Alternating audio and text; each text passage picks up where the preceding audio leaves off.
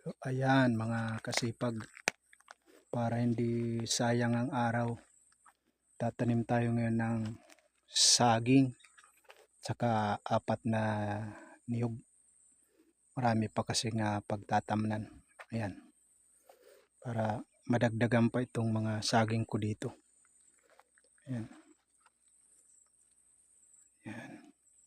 So kanina nagtanim na ako ng mga buto ng bangkok 6 at saka buto ng langka 6 din. Saka may ubi pa, 5 punla ng ubi. Ayan. Ayan. Ito naman 6 na saha ng saging na saba. Okay. Ang plano ko kasi kung bakit nagtatanim ako ng maraming saging ay para sa business namin, yung paggawa ng banana chips. Banana chips. Oo. Nagdi-deliver kami sa mga tindahan. Ayan.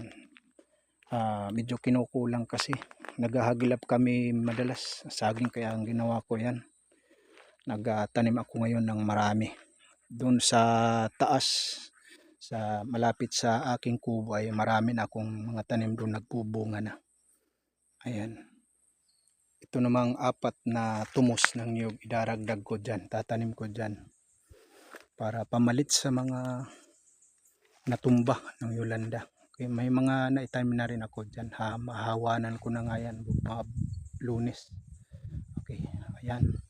So maraming salamat po mga kasipag sa panunood sa aking mga video. Salamat po, magandang hapon. Magtatanim na ako.